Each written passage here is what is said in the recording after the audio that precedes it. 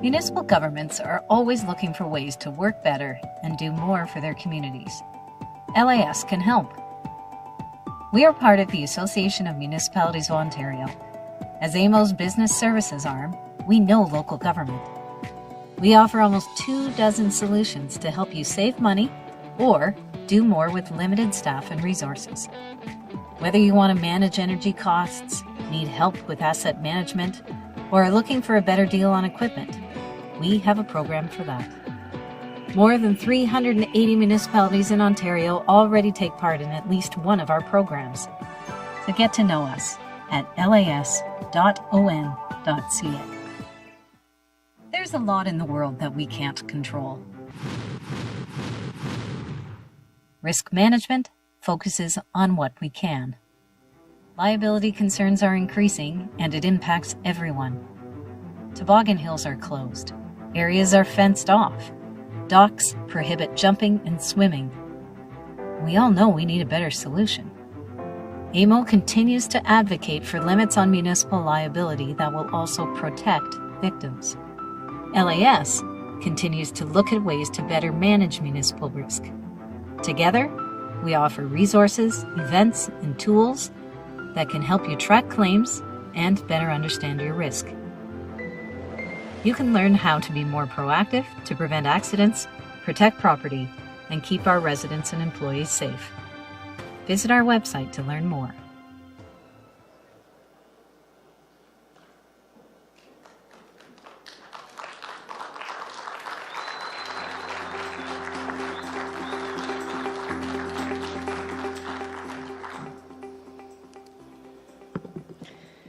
Good morning, everyone. Thank you very much for the introduction, and of course, I want to start by thanking ROMA for giving me the opportunity to speak with all of you today.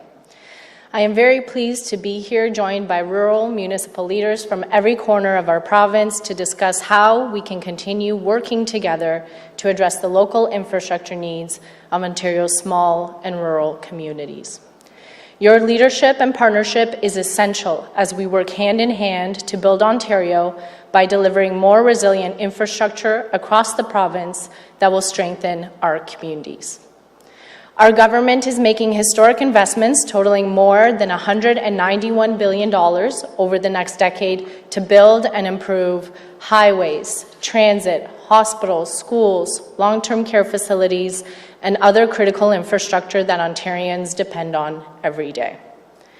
However, as our province continues experiencing rapid growth amidst an ongoing housing supply shortage, it is crucial that we continue working together to ensure we do everything possible to accelerate the construction of new housing in these tough market conditions.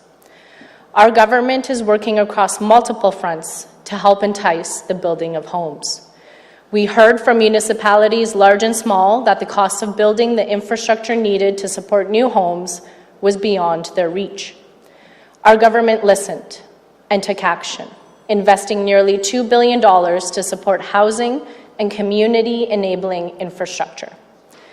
Thanks to the incredible demand and positive feedback we received from municipalities across the province on these programs, I'm very excited to announce that we will be launching the new Health and Safety Water Stream under our infrastructure program.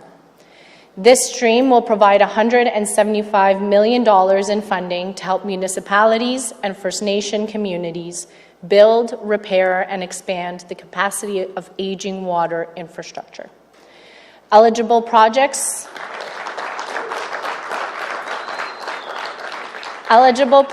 will include water, wastewater, and stormwater facilities, replacement of local pipes and water mains, as well as enhancements to shorelines and flood mitigation infrastructure. Projects must be net new, rehabilitation, or expansion projects.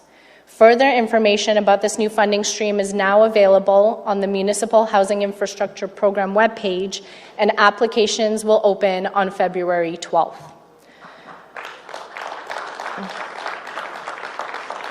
While we have existing funding streams in place to help unlock new housing development, the Health and Safety Water Stream is about working with municipalities to ensure current systems are in good repair.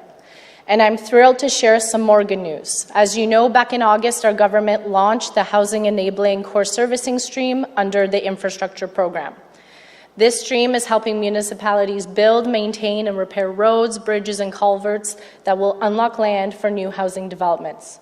Today, I'm pleased to announce that 58 projects across 60 municipalities will receive nearly $400 million under the Housing Enabling Core Servicing Stream to help enable the construction of up to 160,000 housing units. That is great news. We look forward to announcing more details about the specific projects in the coming weeks. Ontario is also home to the largest and most diverse agri-food sector in Canada, and strengthening this industry is a priority for our government to ensure reliable food supply and a more prosperous economy for the province. That's why, as Minister Flack announced yesterday, we are investing an additional $18 million to help municipalities build, repair, and improve their drainage systems to ensure they are in good working order. All of this exciting news builds on the great progress we've already made together to address the critical infrastructure needs and priorities of communities across Ontario. Our first water stream was a success, and we will be notifying successful applicants of the second water stream very soon.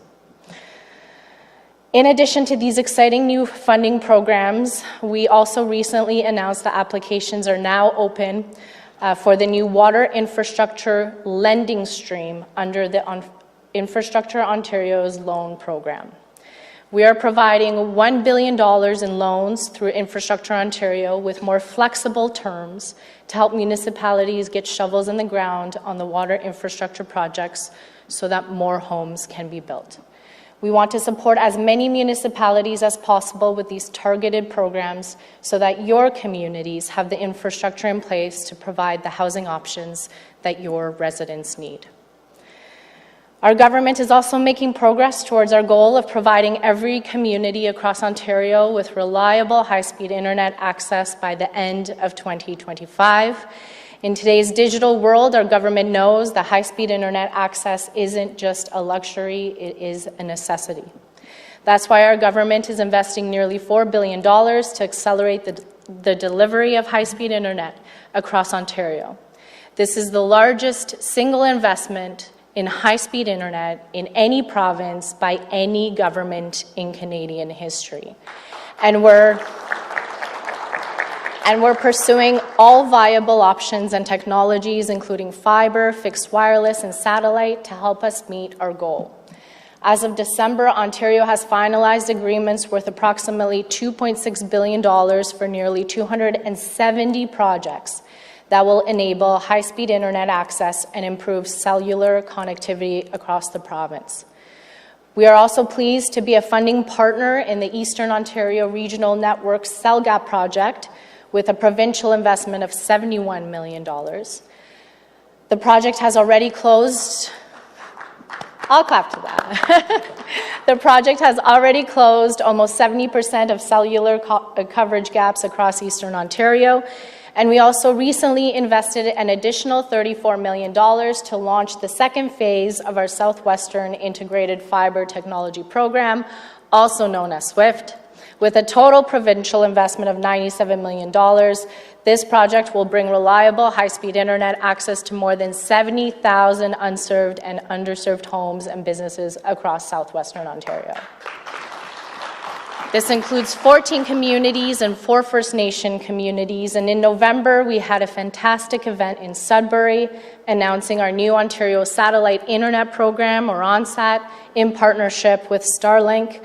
This is a first-of-its-kind project for Canada using Starlink's constellation of low Earth orbit satellites to connect rural homes and businesses in Northern Ontario where ground-based fiber connections aren't feasible. ONSAT will bring high-speed satellite internet access to 15,000 eligible, unserved and underserved homes and businesses, including in rural, remote, and northern communities. The program is expected to become available for eligible premises beginning in June, and more details on the program and the registration process for eligible residences and businesses will be available in the coming months. As you can see, we are working tirelessly to provide the support municipalities need to continue advancing the deployment of high-speed internet infrastructure in their communities. It's been great to connect with all of you, both this morning and during the delegation meetings, and I look forward to continuing to work together to build a stronger, more prosperous province today and for generations to come. Thank you so much for having me today. Thank you.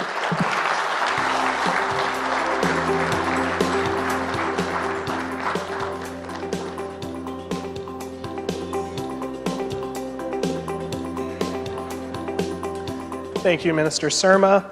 A long-standing tradition of the ROMA conference is the Michael J. Smither question panel. Returning to moderate the panel discussion is Jody Johnson, Director of Legal Services for Halton Region. Please welcome Jody and all the panelists.